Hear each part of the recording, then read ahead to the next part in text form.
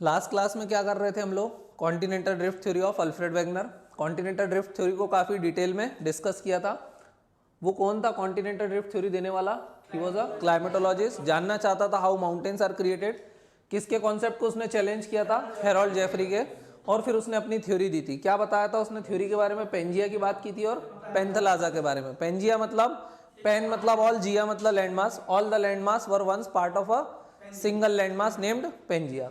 और एक ही वाटर होता था, ऑल वाटर को ये क्या बोलता था? पेंथलाजा। ऑल वाटर मतलब यहाँ पर ये क्या बताना चाहता है? ओशियन बताना चाहता है। समझ में आया? फिर ये बोलता था around 200 million years ago Pangaea break हो गया दो पार्ट में, Laurasia in the north and Gondwana in the south. यही हुआ था। हाँ, फिर ये उसके बाद मूव करने लग गए कि यहाँ यहाँ कैसे मूव कर रहे थे? आइदर इन द नॉर्थ और इन द वेस्ट और इन द नॉर्थ वेस्ट। ये क्या थी?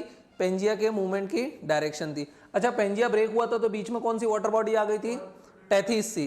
क्या नाम था? टेथीस सी। उसके बाद वेगनर ने क्या क्या चीजें बताई थी? तो वेगनर ने एक लाइन बोली थी, all the land form and feature that are present on the surface of earth is because of continental drift theory, drifting of continent over ocean floor. अच्छा, किसका कॉन्सेप्ट यूज कर रहा था अल्फ्रेड वेगनर? एडवर्ड स्वेस का, right. और वो क्या बोलता था? सियालिस फ्लोटिंग ओवर, किसके ऊपर फ्लोट कर रहा है वो? सीमा के ऊपर फ्लोट कर रहा है। और सीमा मतलब यहाँ पर क्या है? ओशनिक फ्लोर है। यही बताता था ये। हाँ, उसके बाद वेगनर बताता है कि अब माउंटेन का फॉर्मेशन कैसे हुआ, स्पेसिफिक कौन से बताया गया है? फोल्ड माउंटेन कैसे बने।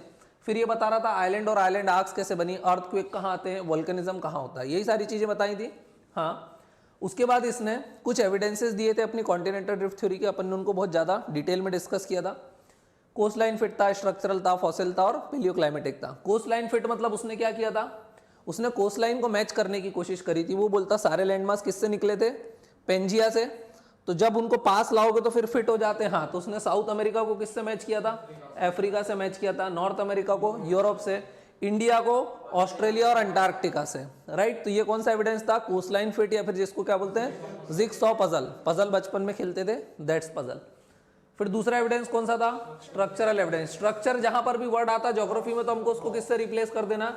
Evidence related with the rocks. तो रॉक्स में किसकी स्टडी कर रहा था? रॉक्स के एज की, रॉक्स के केमिकल कॉम्पोजिशन की, रॉक्स के मैग्नेटिक प्रॉपर्टीज की, राइट। इन्हीं की स्टडी कर रहा था ना ये। हाँ, फिर इसने कुछ स्पेसिफिक केस लिए। सबसे पहले इसने किसको किससे मैच किया? साउथ अमेरिका को किससे मैच करेगा? अफ्रीका। तो साउथ अमेरिका में यहां पर जो पोर्शन था, ये पोर्शन, इसको हम क्या बोलते थे? ब्राजीलियन प्लेटू। और ये अफ्रीका का कौन सा कोस्ट था? गिनी कोस्ट। तो इन दोनों को मैच किया। हाँ, उसके बाद साउथ अफ्रीका में या घाना में जो गोल्ड माइंस है उसको किससे मैच करता है? अर्जेंटीना से।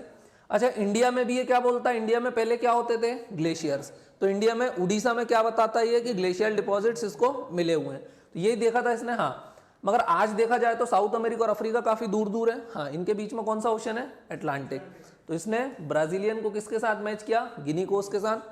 साउथ अफ्रीका की गोल्ड माइंस को अर्जेंटीना के साथ। इंडिया में उड़ीसा में इसको क्या देखने के लिए मिले? Glacial deposits. यही था। हाँ, तीसरा एविडेंस क्या था इसका? Fossil evidence. अब ये क्या करता है? छोटी छोटी छिपकलियों की भी स्टडी करता है और बोलता है कि जो फॉसिल अफ्रीका में मिलता है वही कहाँ मिलता है हमको? साउथ अमेरिका में। क्यों? क्योंकि ये देखो, ये लिजर्ड थी, पहले ये दोनों जुड़े हुए थे। हाँ, तो जो बॉर्डर पे हुआ करता था तो कुछ छिपकलियां कहाँ रह गई? अफ्रीका में, और कुछ कहाँ आ गई? साउथ अमेरिका में। यही बता रहा था ये। हाँ, ये कौन सा एविडेंस था? Fossil evidence. लास्ट कौन सा था? पेलियोक्लाइमेटिक। ये जो तीन एविडेंस थे इनको तो क्या इनकी लाइफ टाइम में क्या कर दिया गया था? रिजेक्ट।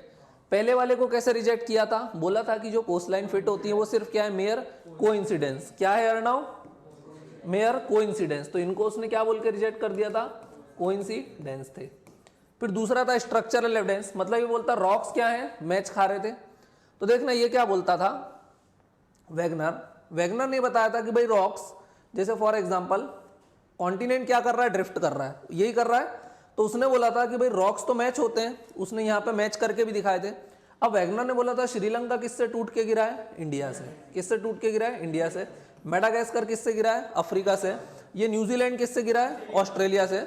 और यहाँ पे फॉकलैंड आइलैंड किससे गिरे हैं? साउथ अमेरिका से। कैरिबियन आइलैंड किससे गिरे हैं? नॉर्थ अमेरिका से।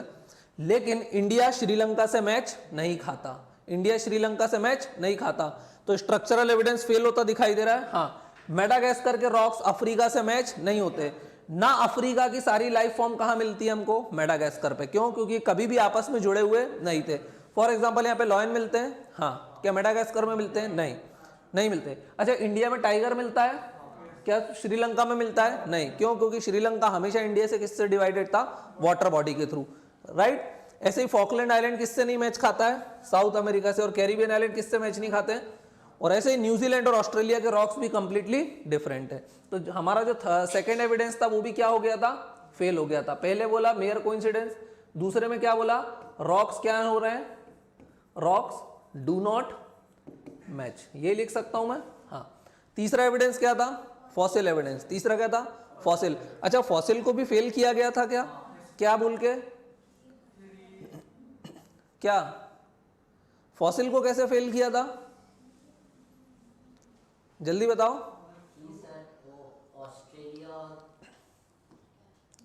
फॉसिल के लिए देखो भाई, वैगनर क्या बताता है, फॉसिल क्यों मिलते हैं? अफ्रीका में भी मिलते हैं, साउथ अमेरिका में मिलते हैं। क्यों? क्योंकि वो ये बोलता है कि भाई पहले ये दोनों एक दूसरे से क्या हुए थे? जुड़े हुए थे। यही बताता है वो, हाँ, पहले जुड़े हुए थे। लेकिन बाद में बाकी साइंटिफिक कम्युनिटी क्या बोलती है कि ऐसा नहीं है कि लाइफ फॉर्म सिर्फ अफ्रीका में इवॉल्व हुई और फिर वो वहां से सब जगह मूव ऑन कर गई। नहीं, लाइफ कैसे इवॉल्व हुई बोले? लाइफ में क्या हुआ? पैरेलल इवोल्यूशन हुआ। क्या हुआ? Parallel evolution.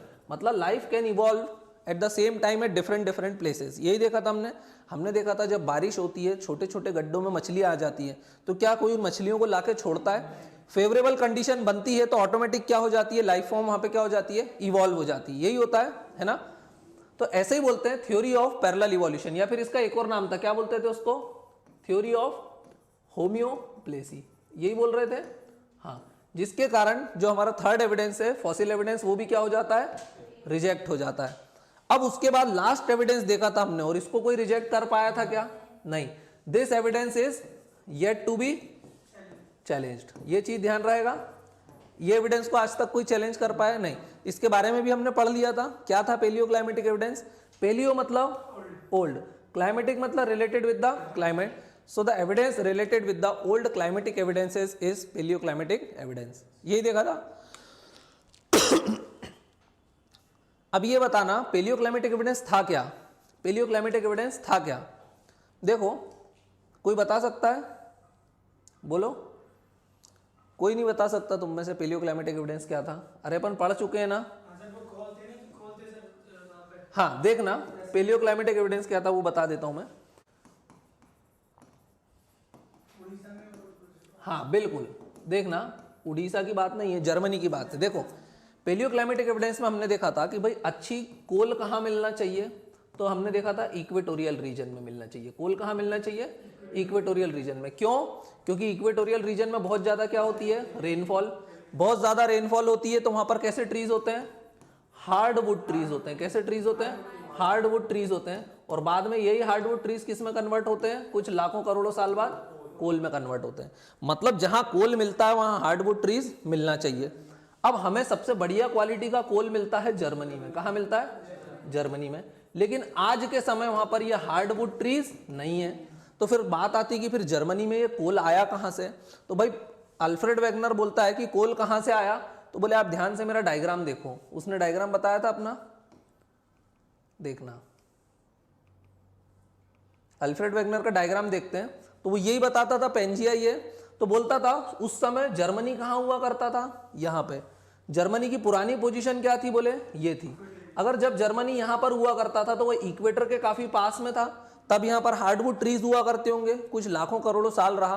तो आज जर्मनी कहां है? बोले आज तो वो यहां चला गया, लेकिन पहले कहां हुआ करता था? यहां। तो ये जो कोल है ना, ये उस समय के एविडेंसेस है। अच्छा, इंडिया कहां था पहले? इंडिया यहां था, राइट।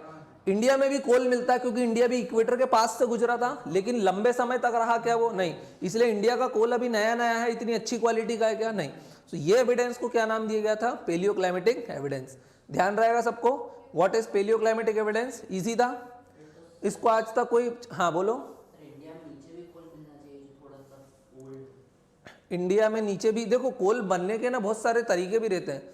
हर चीज फॉसिल नहीं बनती है, हर पेड़ फॉसिल नहीं बनता। फॉसिल बनने के लिए क्या हो जाना चाहिए? उसको बरीड हो जाना चाहिए, अदरवाइज तो डिकम्पोज हो जाएगा। अगर किसी की डेथ होती है तो यूजुअली वो फॉसिल नहीं बनता, वो डिकम्पोज होता है, राइट। हर आदमी मरता है या हर जानवर मरता है तो फॉसिल बनता है क्या?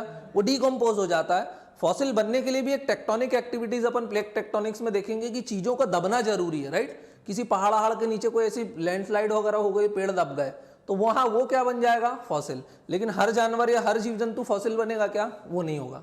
ध्यान रहेगा। ट्रीज के साथ भी ऐसे रहता है, क्या हर ट्री फॉसिल बनेगा क्या? नहीं, उसको टर्माइट खा जाएंगी, वो बह जाएगा, डिकम्पोज हो जाएगा धीरे से, यही होता है। हाँ, नेचर का अपना रूल होता है, वो सबको फॉसिल बनाने में लगी है क्या? नहीं, वो सबको क्या करती है? डिकम्पोज करती है।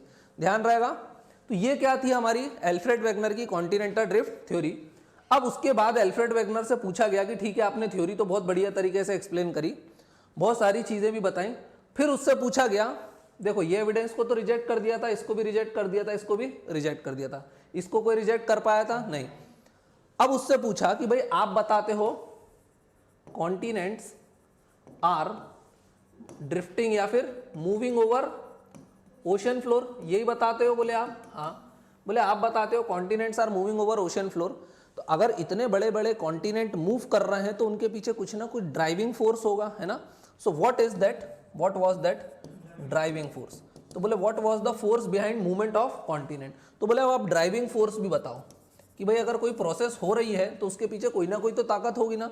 बोले कॉन्टिनेंट मूव करते हैं तो कॉन्टिनेंट मूव करते क्यों हैं? तो ये उसके लिए क्या पूछा गया उससे, आप क्या बताओ? ड्राइविंग मैकेनिज्म, ड्राइविंग फोर्स बताओ।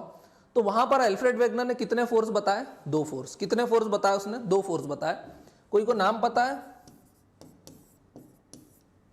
बोलो। उसने 2 फोर्स बताए। सबसे पहले उसने बताया टाइडल पुल। क्या बताया उसने? टाइडल पुल। टाइडल पुल का मतलब होता है gravitational pull of sun and moon. भाई सन और मून हमारी अर्थ पे क्या लगाते हैं? ग्रेविटेशनल फोर्स लगाते हैं। तो अल्फ्रेड वेगनर बोलता है कि जो सन और मून हमारी अर्थ पे ग्रेविटेशनल फोर्स लगाते हैं उसके कारण कॉन्टिनेंट क्या करते हैं? मूव करते हैं, ड्रिफ्ट करते हैं। लेकिन साइंटिफिक कम्युनिटी ने इस एविडेंस को क्या कर दिया गया? रिजेक्ट कर दिया गया। क्या बोल के रिजेक्ट किया उन्होंने? उन्होंने ये बोल के रिजेक्ट किया कि अगर सन और मून का ग्रेविटेशनल फोर्स इतना स्ट्रांग होता कि वो कॉन्टिनेंट्स को मूव करा रहे होते तो फिर तो क्या ही बात थी। और अगर बोले अगर सच में इतना स्ट्रांग फोर्स है तो उसको आज से कितने गुना स्ट्रांग होना था? 10,000 टाइम स्ट्रांगर होना था, तब जाके वो किसको मूव करा पाते? कॉन्टिनेंट को। मतलब सन और मून का जो ग्रेविटेशनल फोर्स है उससे कितने गुना उनको स्ट्रांग होना था? 10,000 गुना स्ट्रांग होना था, तब जाके वो क्या करा पाते? कॉन्टिनेंट्स को मूव। और अगर इतना ज्यादा ग्रेविटेशनल फोर्स होता तो फिर अर्थ बचती क्या? वो कहां कोलैप्स कर जाती? सन के अंदर कोलैप्स कर जाती। बिल्कुल। तो ये वाले एविडेंस को क्या कर दिया उन लोगों ने? रिजेक्ट। तो इसको क्या बोला हमने? टाइडल पुल। यहां पे दिया हुआ है मैंने टाइडल पुल, जिसको या फिर क्या बोलते हैं? ग्रेविटेशनल पुल या फिर टाइडल पुल, मतलब ऑफ सन एंड मून। अच्छा ये बताओ अर्थ के ऊपर किसकी ग्रेविटी ज्यादा स्ट्रांग है, मून की या सन की? सन की। क्यों? सन बहुत बड़ा है। लेकिन ध्यान रखना सन बड़ा है लेकिन सन अर्थ से बहुत दूर है। मून छोटा है लेकिन अर्थ के बहुत पास है। तो अभी अर्थ के ऊपर किसका ग्रेविटेशनल फोर्स स्ट्रांग होगा? मून का। असलियत में ओवरऑल किसका ज्यादा है? सन का। But moon is nearer to the earth, यही बोल सकते हैं। हाँ, अगर आप मान लो स्पेस में गए, 400-500 किलोमीटर दूर गए स्पेस में हाइट पे, तो आपको अर्थ खींचेगी या सन खींचेगा? अर्थ खींचेगी, जबकि सन का फोर्स ज्यादा स्ट्रांग है। पर अर्थ क्यों खींचेगी?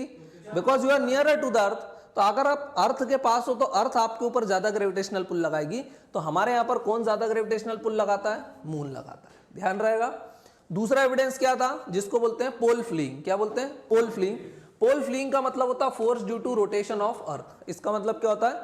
Force due to rotation of earth. अब ये क्या है? क्या हमारी अर्थ स्टैंड स्टिल है क्या एक जगह पर? हाँ, ये अर्थ है हमारी, यही है। हाँ, वो कैसे घूमती है? अच्छा कोई बताएगा? ऐसे घूमती है, राइट? तो देखना जब वो स्पीड से ऐसे घूमती होगी तो वो एक सेंट्रीफ्यूगल फोर्स लगाती होगी। क्या होता है ये सेंट्रीफ्यूगल फोर्स? क्या होता है ये सेंट्रीफ्यूगल फोर्स? देखना जैसे आप लोग जब बचपन में रस्सी में पत्थर बांध के घुमाते थे, हर पॉइंट पे पत्थर क्या करता था? बाहर जाने की कोशिश करता था लेकिन नहीं जा पाता था। क्यों? क्योंकि उस रस्सी से बंधा था। लेकिन जिस पॉइंट पर रस्सी छूट जाती, मान लो इस पॉइंट पे छूट गई तो पत्थर डायरेक्ट यहां चला जाता, यहां छूट जाती तो पत्थर डायरेक्ट यहां चला जाता। यही होता, तुरंत बाहर निकलता। तो जब अर्थ भी स्पीड से घूमती है, हम लोग बाहर जा पा रहे हैं क्या? नहीं। क्यों? क्योंकि अर्थ ने हमको पकड़ा रखा। अर्थ इज लाइक अ रोप, रस्सी की तरह है जिसकी ग्रेविटी ने हमको पकड़ रखा है।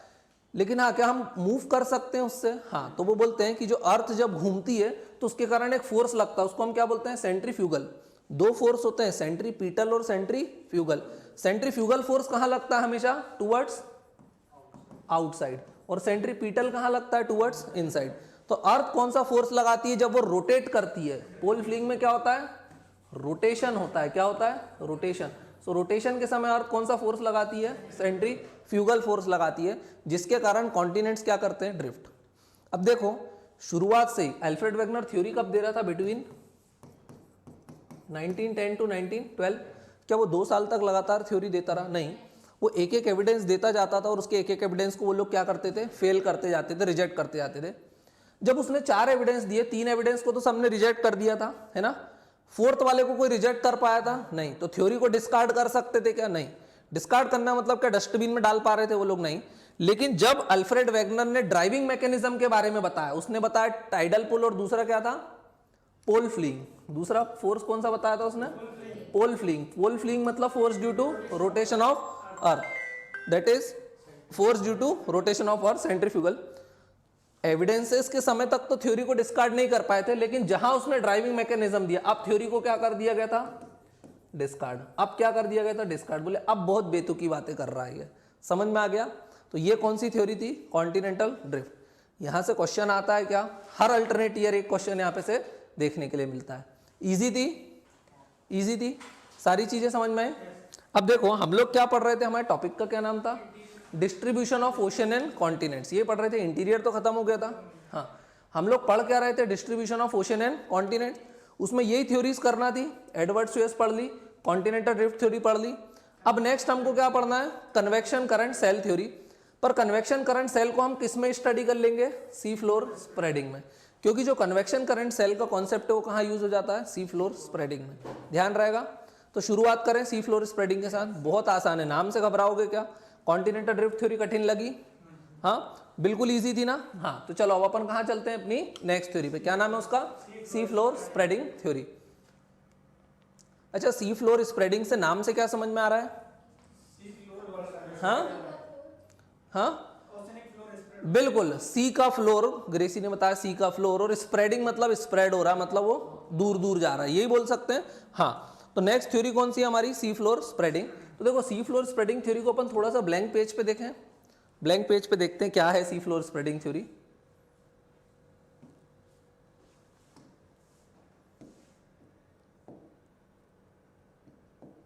ठीक है, कौन सी थ्योरी देखना है हमको, सी फ्लोर स्प्रेडिंग थ्योरी। सबसे पहले तो हम देखते हैं, जब भी कोई भी थ्योरी पढ़ते हैं तो सबसे पहले देखते हैं वो थ्योरी दी किसने, राइट, किसने दी वो थ्योरी। तो किसने दी ये थ्योरी, उनका नाम क्या था, हैरी हेस। क्या नाम था उनका, हैरी हेस। अच्छा, सी फ्लोर स्प्रेडिंग थ्योरी कब दे रहे थे, पोस्ट वर्ल्ड वॉर। देखा था अपन ने हिटलर की कहानी, यू बोट बनाई थी उन्होंने, सबमरीन। सबमरीन कहाँ चलती थी, अंडर वाटर। और अंडर वाटर अगर सबमरीन को चलाना है तो आपको सी फ्लोर का कॉन्फ़िगरेशन पता होना चाहिए कि सी का फ्लोर कैसा है। तो जब वो पोस्ट वॉर स्टडीज हो रही थी, कौन सी studies, post war. Post war मतलब वॉर के बाद की जो स्टडीज हो रही थी, उसी में हमको किसके बारे में पता चला, सी फ्लोर स्प्रेडिंग के बारे में। अब देखना, सी फ्लोर स्प्रेडिंग थ्योरी दी किसने, हैरी हेस ने। अब उसने एक कॉन्सेप्ट यूज करा, कौन सा यूज करा, कन्वेक्शन करंट सेल। उसने किसके कॉन्सेप्ट को यूज करा, convection current cell of Arthur Holmes. किसका यूज करा उसने, आर्थर होम्स। अब देखना बड़ा आसान है, नाम से नहीं घबराना है। सी फ्लोर स्प्रेडिंग थ्योरी एक बार पढ़ोगे जिंदगी में कभी नहीं भूलोगे, समझ में आया। तो देख लो थ्योरी किसने दी, हैरी हेस। किसके कॉन्सेप्ट को यूज किया, आर्थर होम्स। थ्योरी का नाम क्या है, सी फ्लोर स्प्रेडिंग। सी फ्लोर मतलब सी का तल बोल सकते हैं, सी का बेस, फ्लोर उसका। पानी की बात करेगा क्या ये, नहीं, सी के फ्लोर की बात करेगा। अच्छा, हम लोगों ने इंटीरियर ऑफ अर्थ पढ़ लिया है, हाँ। अच्छा, इंटीरियर में 3 लेयर्स थी, क्रस्ट, मेंटल, कोर। क्रस्ट में कितनी लेयर्स थी, क्रस्ट में कितनी लेयर थी, 2 लेयर थी। कौन कौन सी, हाँ बोलो, हाँ बिल्कुल, जश ने बता दिया, कॉन्टिनेंटल क्रस्ट थी और यही थी 2, हाँ। और एक कौन सी थी, ओशनिक क्रस्ट थी। अच्छा, कॉन्टिनेंटल क्रस्ट और ओशनिक क्रस्ट में डिफरेंस भी था। कॉन्टिनेंटल क्रस्ट किससे बनी थी, सियाल से, काफी थिक थी, 30 to 60। ओशन फ्लोर किससे बनी थी, सीमा से, ये कैसी थी, काफी थिन थी। How much thin, 3 to 5 kilometre. ध्यान रहेगा कितनी थिन थी है, 3 to 5 किलोमीटर। तो अब ये जो थ्योरी है ये सिर्फ किसके बारे में बात करेगी? सी फ्लोर स्प्रेडिंग। मतलब ये कॉन्टिनेंटल क्रस्ट के बारे में कहीं भी बात करेगी नहीं। अच्छा देखना, कॉन्टिनेंटल ड्रिफ्ट के बाद ये आई है थ्योरी, मतलब ये कॉन्टिनेंटल ड्रिफ्ट थ्योरी पे डेफिनेटली एक इंप्रूवमेंट है। मतलब कॉन्टिनेंटल ड्रिफ्ट थ्योरी गलत है, इसका मतलब ये बोल सकते हैं हाँ उसमें फ्लॉस थे, इसलिए ये थ्योरी देखने के लिए मिलती है। अब ये थ्योरी के बाद एक और थ्योरी आने वाली है जिसका नाम है the theory of plate tectonics. क्या नाम है उसका? Plate tectonics. इसका मतलब इसमें भी गलती है क्या? इस थ्योरी में गलतियां नहीं है, but this theory is incomplete, क्योंकि ये सिर्फ और सिर्फ किसके बारे में बात करती है? Oceanic crust. क्या कॉन्टिनेंटल के बारे में कुछ भी बात करती है? कॉन्टिनेंटल क्रस्ट के बारे में कुछ बता रही है? नहीं। ये थ्योरी गलत नहीं है, लेकिन ये थ्योरी कैसी है? इनकम्प्लीट, क्योंकि सिर्फ किसके बारे में बात करती है? It talks only about oceanic crust और ओशियनिक फ्लोर बोल सकते हैं, या फिर सी फ्लोर। तीनों का मतलब सेम ही है ना, ओशियनिक क्रस्ट हो, ओशियनिक फ्लोर हो, सी फ्लोर हो, यही है। तो अब समझे थ्योरी क्या है ना। तो एक ब्लैंक पेज पे समझते हैं जल्दी से कि थ्योरी है क्या। देखना, सी फ्लोर कैसा? थिन या थिक? जल्दी से देखो, सी फ्लोर कैसा? थिन या थिक? थिन है काफी, है ना। अच्छा, सी फ्लोर के नीचे क्या होगा? क्रस्ट के नीचे क्या है? क्रस्ट के नीचे क्या रहता है? तो क्रस्ट के नीचे तो आप लोगों को पता है, क्रस्ट के नीचे क्या रहता है? मेंटल रहता है, यही होता है। हाँ, तो अब बनाऊं मैं डायग्राम जल्दी से सी फ्लोर का। तो देखो सी फ्लोर कैसा दिखता होगा। सी फ्लोर को अगर मैं बनाता हूं, यही होगा। ये काफी थिन बना रहा हूं मैं, राइट। तो दिस इज सी फ्लोर। अच्छा, सी फ्लोर के नीचे क्या है? मेंटल। मेंटल कहाँ रहता है? अपर मेंटल में क्या रहता है? मैग्मा रहता है। और अपर मेंटल को ही क्या बोलते हैं हम? क्या नाम है? एस्थेनोस्फीयर। बिल्कुल। तो ये जो है ये पोर्शन, इसको हम क्या बोलते हैं? दिस इज अपर मेंटल, और क्या बोलते हैं? एस्थेनोस्फीयर, यही बोलते हैं। हाँ, और यहां पर अपर मेंटल में क्या रहता है? मैग्मा। और मैग्मा क्या करता है? मैग्मा किस स्टेट में रहता है? Semi molten. मतलब मैग्मा क्या करता है भाई? फ्लो कर सकता है या फिर वो मूव कर सकता है। कर सकता है कि नहीं, है ना। हाँ, वो दोनों काम कर सकता है। अब जो एस्थेनोस्फीयर है, जो अपर मेंटल है, उसमें प्रेशर कैसा है? बहुत हाई है कि नहीं है? अच्छा देखना, बिल्कुल प्रेशर कुकर वाला काम हो रहा है। प्रेशर कुकर का ऊपर से क्रस्ट क्या है? ढक्कन है। अंदर की गैसेस को आग को बाहर आने दे रही है? नहीं। और अंदर बहुत ज्यादा गर्मी है, तो प्रेशर बहुत ज्यादा है ना। कुकर में भी यही होता है, अगर आप सीटी नहीं रहे और खूब गर्म करते जाओ पानी भर के, तो क्या हो जाएगा? धमाका, या वो उसके ढक्कन को ब्रेक कर देगा, यही होगा। तो बिल्कुल एस्थेनोस्फीयर भी गर्म जलता कुकर ही तो है ना। तो यहां पर प्रेशर क्या है? Very very high. अब वो मैग्मा ऊपर आना चाहता, लेकिन वो ऊपर आ पा रहा है क्या? नहीं, क्योंकि उसको किसने रोक रखा है? ये ओशियनिक क्रस्ट ने। अब एक न एक समय तो आएगा ना कि इतना ज्यादा गर्म होगा कि या तो वो ओशियनिक क्रस्ट को मेल्ट कर देगा और मेल्ट करके ऊपर आ जाएगा। ऐसे ही होता है ना वोल्केनिक इरप्शन। हाँ, या तो वो इसको ब्रेक कर देगा। दोनों केस हो सकते हैं। हाँ, तो चलो अपन कोई सा भी केस ले लें, ब्रेक करवा दें या क्रैक करवा दें, बताओ।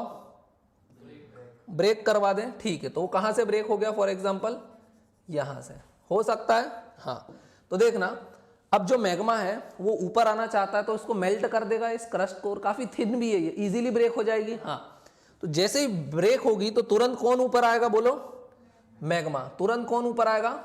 मैग्मा। तो ये होगा वोल्केनिक इरप्शन, हो गया। अच्छा, लेकिन इसके ऊपर क्या भरा हुआ है? ये तो सी का फ्लोर है ना, तो इसके ऊपर क्या भरा हुआ है? वाटर। इसके ऊपर क्या भरा हुआ है? वाटर। तो जैसे ही मैग्मा ऊपर आएगा, तुरंत पानी उसको क्या कर देगा? ठंडा। और अगर मैग्मा ठंडा होता है तो तुरंत क्या हो जाता है? सॉलिडिफाई होकर रॉक बन जाता है। तो ये रॉक टाइप का स्ट्रक्चर बन गया, और ये माउंटेन पे, सॉरी, सी के सरफेस पे माउंटेन के जैसा दिखाई दे रहा है। हाँ, अब देखना, कौन ऊपर आना चाहता था?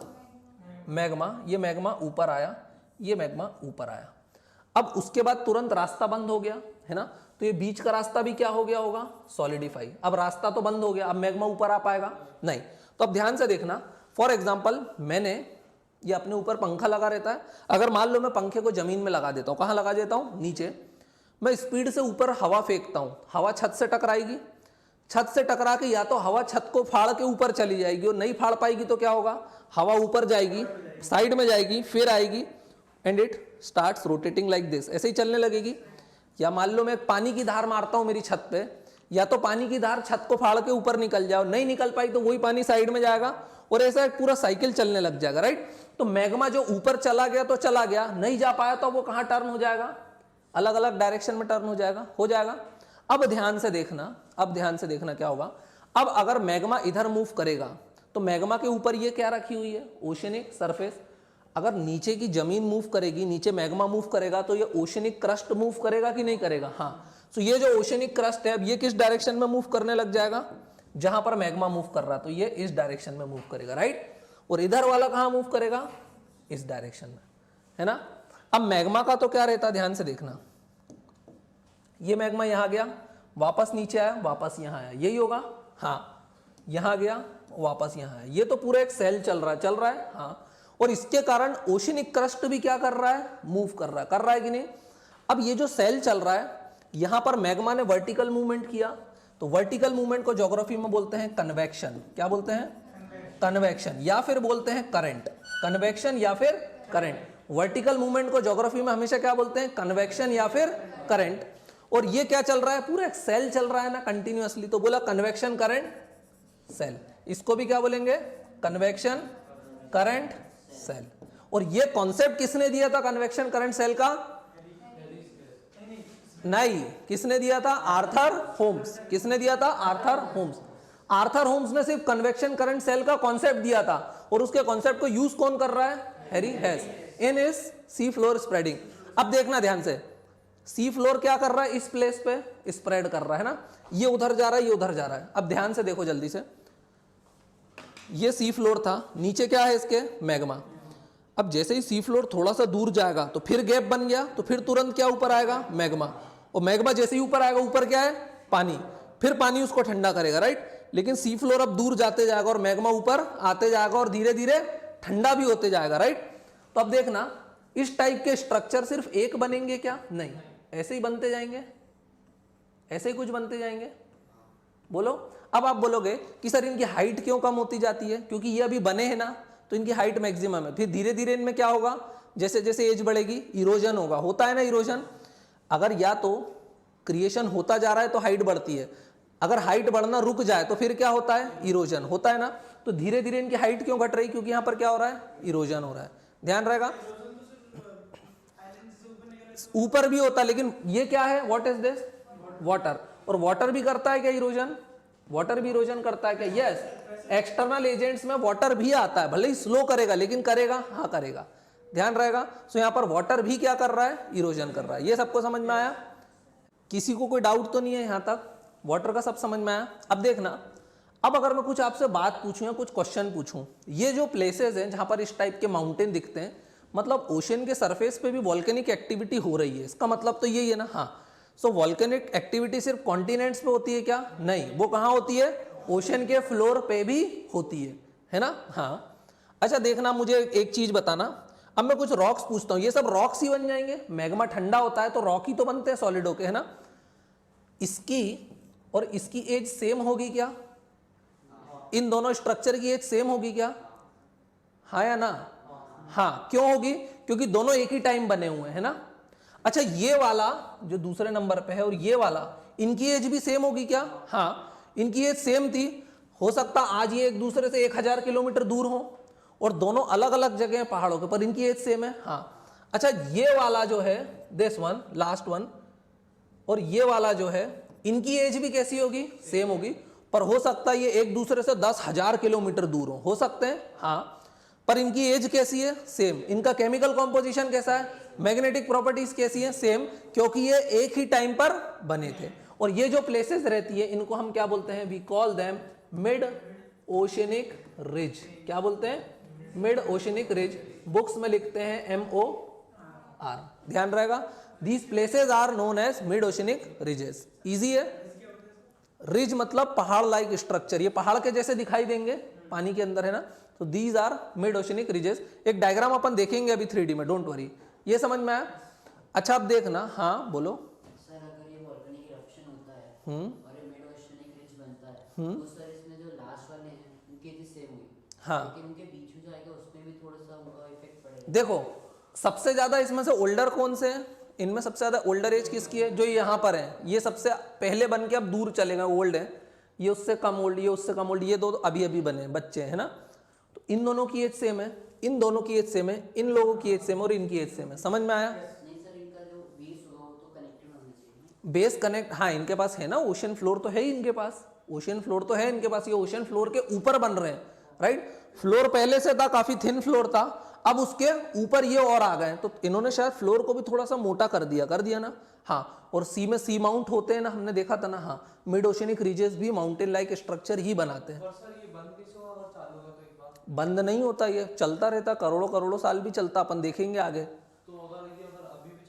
अभी भी चल रहा है, बता रहा हूं मैं, आगे सुनो उसके लिए। अभी भी चल रहा है ये, अभी भी चल रहा है बहुत सारी जगह पर। ऐसी प्लेसेस को मिड ओशियनिक रीज बोलते हैं। वो अटलांटिक में भी चल रहा है, वो पैसिफिक में भी चल रहा है, बहुत सारी जगह चल रहा है। ये समझ में आया।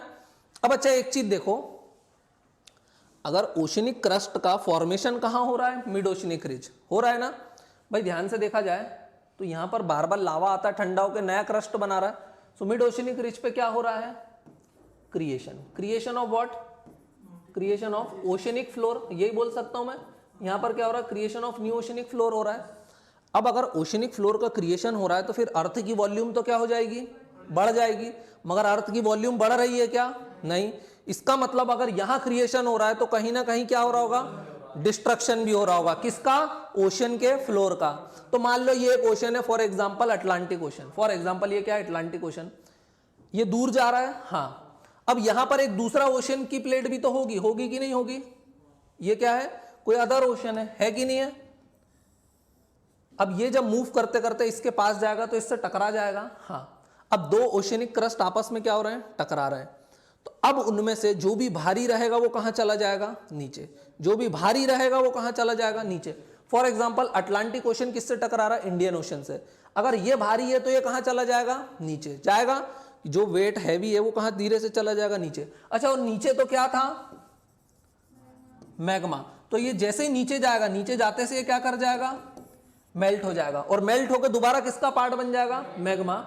लेकिन मैग्मा में प्रेशर कैसा था, वेरी हाई प्रेशर था। प्रेशर यहां पर कैसा था, बहुत हाई प्रेशर था। अब प्रेशर हाई वैसे ही था और ऊपर से नई प्लेट और आ गई, नया क्रस्ट और आ गया। तो अब क्या होगा, तुरंत ये क्या कर जाएगा, मेल्ट कर जाएगा। और मेल्ट करके अब ये क्या करेगा, इस क्रस्ट को क्या कर देगा, ब्रेक कर देगा। और ब्रेक करेगा तो अब यहां पर क्या होना शुरू हो जाएगा, वॉल्केनिक इरप्शन। और हो सकता है कई बार ये प्लेट कंटिन्यूअसली नीचे जाती जा रही है, तो वॉल्केनिक इरप्शन होते ही जा रहा, तो वो हो सकता है पानी के ऊपर भी आ जाए। और पानी के ऊपर आ गया तो हम क्या बोलेंगे, उसने क्या बना दिया, आइलैंड बना दिया। समझ में आया।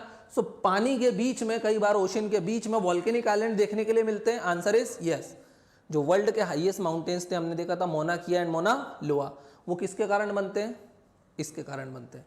ये समझ में आया भाई। वॉल्केनिक इरप्शन कंटिन्यूअस हो रहा, मान लो ये प्लेट कंटिन्यूअस नीचे जाती जा रही है तो कंटिन्यूअस इरप्शन होगा, ठंडा होते जाएगा, लेकिन फिर इरप्शन भी कंटिन्यूअस हो रहा, तो धीरे धीरे बनता जाएगा, तो हाइट बढ़ती जा रही है। हाँ, इतनी जल्दी इरोजन नहीं हो पाएगा, राइट। तो हाइट बढ़ती जाएगी तो क्या बन जाएगा हमारे पास, यहाँ पर आइलैंड वगैरह बन जाएंगे। समझ में आया, इजी है।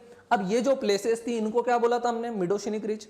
अब ये जो प्लेसेस है जहां पर एक प्लेट दूसरी प्लेट के नीचे जा रही है, इनको हम बोलते हैं सबडक्शन जोन। क्या बोलते हैं, सबडक्शन जोन। अब अच्छा, अब किसी को दिखाई दे रहा हो, ध्यान से देखना, मैं दूसरे पेन से बनाता हूं। यहां पर एक ये वी टाइप का गड्ढा बन रहा है। देखा जाए तो ओशन की डेप्थ देखना ध्यान से, ये थी ओशन की डेप्थ, एवरेज डेप्थ, लेकिन यहां पर डेप्थ और बढ़ गई है। सो ये क्या है, ये वो प्लेसेस हैं जो सम ऑफ द डीपेस्ट पॉइंट, और इनको हम क्या बोलते हैं, ट्रेंच। क्या बोलते हैं, trench. So trenches are some of the deepest point on earth surface, surface of earth. हाँ, अर्थ के सरफेस पे ना, डीपेस्ट पॉइंट कॉन्टिनेंट पे तो होंगे नहीं, कहाँ होंगे, ओशन पे। और ओशन में भी सबसे डीप कौन है, ट्रेंचेस। इजी है, सभी को समझ में आया। What are mid oceanic ridges, what is trench, what is subduction zone, convection current cell, समझ में आया।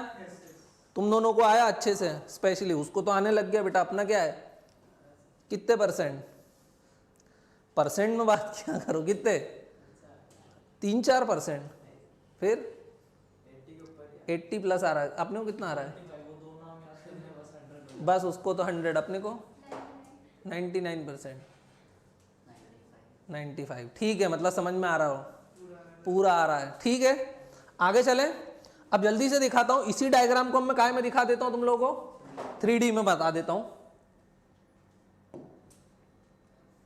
फिर समझाऊंगा भी। देखो, कन्वेक्शन करंट सेल कुछ ऐसे ही चलता होगा, दिख रहा है। व्हाट इज दिस, ध्यान से देखो, ये क्या है, ओशियन फ्लोर, या फिर क्या बोल सकता हूं, सी फ्लोर, ये नीचे क्या था, एस्थीनोस्फीयर, ये क्या था, एस्थीनोस्फीयर, और वहां पर क्या था, मैग्मा, और ये मैग्मा ऊपर जा रहा है, ऊपर जा रहा है तो हम उसको क्या बोलते हैं, कन्वेक्शन, मतलब वर्टिकल मूवमेंट, कन्वेक्शन या फिर करंट। तो थ्योरी को क्या बोला, कन्वेक्शन करंट, और कंटिन्यूअस चलता तो क्या बोलते हैं, सेल। देखो यहां गया, अब यहां पर ये पॉइंट पे क्या हो रहा है, सबडक्शन, क्या हो रहा है, सबडक्शन। कौन सी प्लेट नीचे जाएगी अगर दो ओशन टकराएंगे, तो जो भारी है हमेशा वो नीचे जाएगी, है ना, तो ध्यान रहेगा। तो इसमें से कौन सी भारी है, ये वाली भारी है, ध्यान रहेगा। यहां पर भी यही नीचे जा रही है, इजी है, तो इसको हमने क्या बोला, कन्वेक्शन करंट। अब ध्यान से देखो, ये क्या है, ओशन फ्लोर का एक 3D डायग्राम है, दिखाई दे रहा है। अपन ने बहुत सारी चीजें तो कर चुके हैं ऑलरेडी, लाइक अपन क्या कर चुके हैं, ये शेल्फ वगैरह देख चुके हैं, है ना।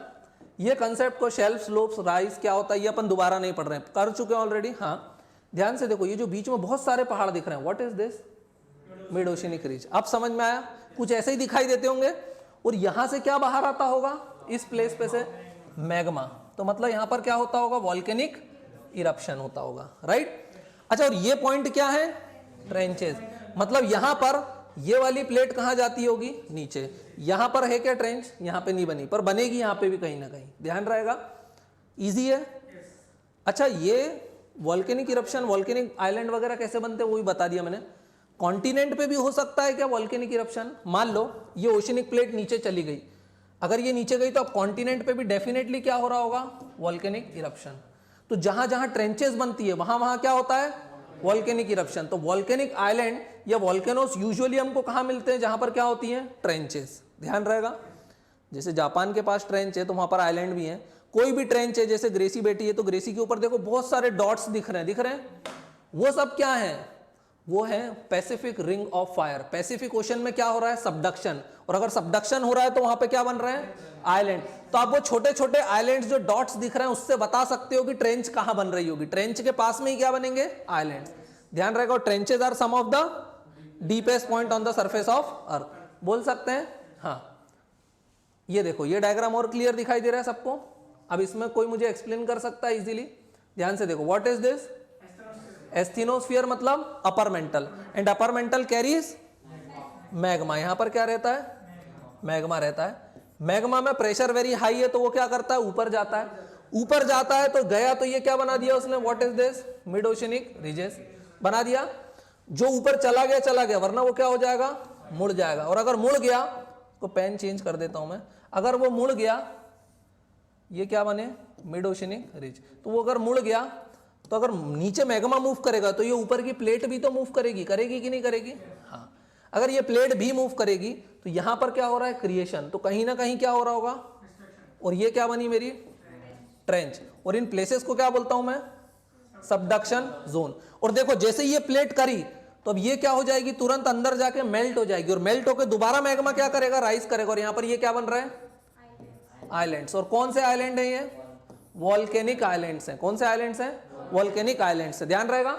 अच्छा देखो, यहां तो ओशन मिल गया इसको, जब ये सबडक्ट करा, यहां पर उसको क्या मिला, सबडक्ट करते समय कॉन्टिनेंट आ गया ओशन की जगह, तो कॉन्टिनेंट पे भी ये क्या हो रहा है, वॉल्केनिक इरप्शन हो रहा है, ध्यान रहेगा। और कोई आइलैंड बनते हैं, मतलब वॉल्केनिक आइलैंड ही बनते हैं जरूर। देखो वॉल्केनिक आइलैंड बन गया मान लो, है ना, अब ये पूछ रहा है कि हर आइलैंड वॉल्केनिक आइलैंड ही होगा, ये पूछना है क्या, सुनना। हो सकता है ये प्लेट अब यहां जा रही हो, एक समय आएगा कि जाते जाते खत्म हो गई है। अब अगर ये प्लेट खत्म हो जाएगी, कौन सी वाली, ये वाली जो प्लेट है ये खत्म हो गई, अब ये नीचे जाएगी क्या, तो अब ये राइजिंग मैग्मा बचेगा क्या, नहीं। अब ये बंद हो गया, लेकिन ये जो स्ट्रक्चर बन गया ये खत्म हो गए क्या, नहीं। पर ये कुछ हजारों साल में अब धीरे धीरे क्या होना शुरू हो जाएंगे, इरोड होना शुरू हो जाएंगे, ध्यान रहेगा। सो वॉल्केनिक आइलैंड, अभी ये जो आइलैंड आर्क्स बनी है ये एक बनती है क्या, बहुत सारी बनती है।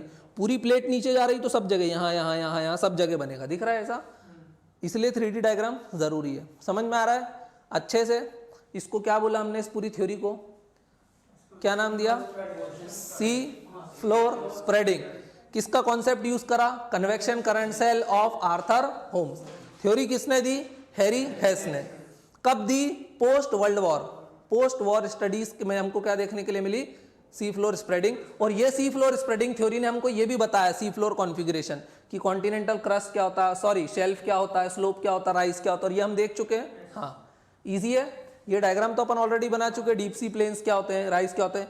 ट्रेंचेस उस समय समझ नहीं आया होगा, आप समझ में आया ट्रेंचेस क्या होती हैं, ये माउंटेन वगैरह कैसे बनते हैं। अच्छा यही माउंटेन का अगर टॉप फ्लैट है तो हम इसको क्या बोलते थे, गयोट्स, क्या बोलते थे, गयोट्स, ध्यान रहेगा, इजी है ना। हाँ अब यहाँ कुछ लाइन दे रखी है मैंने, उसको रीड करें समझ पाओगे। सी फ्लोर स्प्रेडिंग थ्योरी का ओवरऑल जिस्ट क्या है वो मैंने यहाँ पर लिख दिया है, अब तो तुम लोग समझ गए हो ना, इजी है, कर पाओगे इजीली। सी फ्लोर स्प्रेडिंग थ्योरी किसने दी थी, हैरी हेस ने दी थी। अब वो बताता all along the mid oceanic ridges, all along the mid oceanic ridges मतलब मिड ओशनिक रिज पे वॉल्केनिक इरप्शन कॉमन है क्या, वॉल्केनिक इरप्शन कॉमन बात है क्या यहाँ पर, हाँ वॉल्केनिक इरप्शन हो रहा है, तो पहली लाइन बोलता है volcanic eruptions are common, it brings lava to the surface.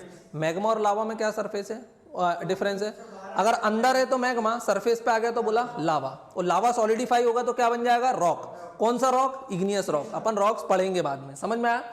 अब दूसरी लाइन बोल रहा है rocks which are equidistant from the mid oceanic ridge, क्या बोल रहा है, rocks equidistant on either side of the mid oceanic ridge, मतलब उसका यह है कि यहां से जितनी दूरी पे आप जाते जाओगे तो रॉक्स एक जैसे मिलेंगे क्या, अरे हाँ हमने देखा था ना, देखो यही देखा था हमने, ध्यान से देखो, अपन ने यहां भी नहीं देखा था, रुकना एक सेकेंड, अपन ने नोट पे बनाया था उसको, ठीक है। दूसरी लाइन जो बोल रहा है वो मैं बताता हूं, पहले रीड करवाता हूं, देखना, rocks equidistant on the either side of mid oceanic ridge, इसका मतलब क्या है कि अगर आप मिड ओशनिक रिज से बराबरी की दूरी तक जाओगे तो ये दोनों रॉक्स एक जैसे मिलेंगे, फिर ये वाले एक जैसे मिलेंगे, फिर ये वाले एक जैसे मिलेंगे, क्यों, क्योंकि ये एक ही समय बने थे, इनकी केमिकल कॉम्पोजिशन एक ही है, मैग्नेटिक प्रॉपर्टीज एक ही है, राइट, इनकी एज एक ही है, भले आज ये एक दूसरे से 20,000 किलोमीटर दूर है, but they show similarities in terms of age, chemical composition, magnetic properties, बोल सकता हूं मैं, वही लाइन को मैंने लिखा हुआ था, और ये कहां दिया हुआ है, ये लाइन की लाइन एनसीईआरटी में, कहां दिया हुआ है, एनसीईआरटी में। So rocks equidistant on either side of the crest, crest मतलब मिड ओशनिक रिज का top, shows similarities in terms of period of formation. What is this period of formation? Period of formation का मतलब क्या है, period of formation, हाँ जब भी वो बने हैं, पीरियड ऑफ फॉर्मेशन का मतलब जब भी वो बने, इसका मतलब है उनकी एज, तो उनकी एज सेम होगी, केमिकल कॉम्पोजिशन सेम होगा और मैग्नेटिक प्रॉपर्टीज भी सेम होगी, समझ में आया। हाँ रॉक्स क्लोजर, अच्छा सबसे यंगेस्ट रॉक्स कहाँ मिलेंगे, मिड ओशनिक रिज पे, और सबसे ओल्डेस्ट रॉक कहाँ मिलेंगे, जो सबसे दूर हैं, ये ट्रेंचेस पे चले गए, बोल सकता हूं मैं, हाँ मिड ओशनिक रिज पे क्रिएशन होता है ओशन फ्लोर का, और डिस्ट्रक्शन कहाँ होता है, ट्रेंचेस पे। So rocks closer to the mid oceanic ridges are youngest, और जैसे जैसे उससे दूर जाओगे रॉक्स कैसे होंगे, ओल्ड होते जाएंगे। Oceanic crust rocks are much younger than continental rocks. अब इसका मतलब क्या है वो मैं बता देता हूँ, वापस आते हैं अपने इस डायग्राम पे, देखो यहां पर हुआ क्रिएशन, यहां पर हुआ डिस्ट्रक्शन, अब ये डिस्ट्रॉय होकर दोबारा एक सेल चल रहा है, तो ओशन फ्लोर बार बार यहाँ पे क्रिएट होता है, यहाँ पर क्या होता है, डिस्ट्रॉय होता है, मतलब उसका बार बार जन्म होता है, बार बार मृत्यु, जन्म मृत्यु, जन्म मृत्यु के साइकिल में फंसा हुआ है, तो ये कंटिन्यूअस चले जा रहा है ना, है ना। तो इस पूरी साइकिल को हम बोलते हैं, इसको हम बोलते हैं विल्सन साइकिल, क्या बोलते हैं, विल्सन साइकिल। विल्सन साइकिल का मतलब होता है बार बार ओशनिक क्रस्ट क्या कर रहा है, रिवॉल्व कर रहा है, और कहीं पर भी इस कारण से ओशन फ्लोर की जो एज है वो 200 मिलियन ईयर से ज्यादा नहीं मिलती है, क्यों, क्योंकि 200 मिलियन ईयर में वो पूरा साइकिल कंप्लीट कर लेता है, ध्यान रहेगा। लेकिन जो कॉन्टिनेंट्स हैं, कौन से हैं, जो कॉन्टिनेंट्स हैं, ओशनिक क्रस्ट सबडक्ट करता है क्या, हाँ करता है, कहां पे करता है, ट्रेंचेस पे, लेकिन ध्यान रखना है कॉन्टिनेंटल क्रस्ट सबडक्ट नहीं करता है। तो अगर कॉन्टिनेंटल क्रस्ट एक बार बन गया तो वो सबडक्ट करेगा, तो उसकी एज कितनी होगी, बहुत ज्यादा होगी। तो ओशनिक क्रस्ट कहीं पर भी किससे ज्यादा पुराना नहीं है, 200 मिलियन ईयर, मतलब 20 करोड़ से ज्यादा पुराना नहीं, 20 करोड़ साल से। On the other hand continental crust कितने पुराने मिलते हैं, 4200, कहाँ ये 200 और कहाँ वो 4200। अच्छा मैं अगर बात करूं कि पहले कौन बना, ओशन या कॉन्टिनेंट, तो पहले बने ओशन, क्या बने, ओशन। फिर भी ओशनिक क्रस्ट की 200 मिलियन ईयर से ज्यादा नहीं है, क्यों नहीं है, बिकॉज ऑफ विल्सन साइकिल, क्योंकि वो साइकिल चलाते हैं, और ये बहुत पुराने पुराने मिलते हैं, क्यों, क्योंकि कभी सबडक्ट नहीं करते, ध्यान रहेगा, इजी है। तो बस वही नेक्स्ट पॉइंट मैंने वही लिखा हुआ, उसको रीड कर लेते हैं। Oceanic crust rocks are much younger than continental rocks, समझ में आ गया। कॉन्टिनेंटल रॉक्स मतलब यहाँ पर कॉन्टिनेंटल क्रस्ट बोल सकता हूं मैं। The age of rocks in oceanic crust is nowhere more than 200 million years old. Why, because of, इसका क्या आंसर लिख दूं मैं यहाँ पर, why, because of which cycle, Wilson cycle, easy है। नेक्स्ट लिखा हुआ, while continental rocks formation are age old age 3200 million years old. कुछ बुक्स में बोलते हैं 32, कुछ में बोलते हैं 4200। मतलब उनका ये है कि वो बताना चाहते हैं कि कितने ज्यादा ओल्ड है। समझ में आ गया सबको? और क्लियर डायग्राम है ये, और क्लियर डायग्राम है, ध्यान से देखो। कुछ ऐसे ही दिखती होगी अर्थ अंदर से, राइट। ये क्या है, what is this? Rising magma, मतलब कन्वेक्शन करंट सेल चल रहा है, फिर ये इधर मुड़ गया, इधर आया, वापस आ गया, ये क्या बन गया? Convection current cell. इधर आया, नीचे गया, इधर आया, what is this? Convection current cell. अच्छा यहां पर देखो ये बन रहे हैं क्या? ट्रेंचेस, है ना। और ये क्या है, what is this? Mid oceanic ridges, यही हो रहा है। अच्छा यहां तो ये दो ओशन टकरा रहे थे, हो सकता है यहां पर अब ओशन कहां सबडक्ट हो रहा हो? कॉन्टिनेंट के पास में, है ना। तो कॉन्टिनेंट को ब्रेक करके क्या करेगा? यहाँ पर वॉल्केनिक इरप्शन हो रहा है ना। हाँ, तो यहाँ पर बहुत सारे डायग्राम्स दिए हुए हैं, तो सारी चीजें आप देख सकते हो। अगर ये रॉक और ये रॉक की बात करूँ तो इनकी एज कैसी होगी? सेम। ये रॉक और ये रॉक की बात करूँ, सेम। क्योंकि अगर आप मिड ओशनिक रिज से बराबर डिस्टेंस पे जाओगे तो रॉक्स कैसे मिलेंगे आपको? सेम। तो मैंने वही लिखा था, rocks equidistant on either side of the mid oceanic ridge have same period of formation, मतलब age, chemical composition and magnetic properties. Easy है, इजी है। तो बस यही हमारी कौन सी थ्योरी खत्म होती है? सी फ्लोर स्प्रेडिंग थ्योरी। सभी को समझ में आ गया? इजी थी। फोटो वगैरह खींचना है ना। चलो मैं इसको शेयर कर देता हूं पहले, फिर बाकी तुम लोग करते रहना। इसको शेयर कर देता हूं। समझ में आ गया है ना सबको? कोई डाउट? पक्का?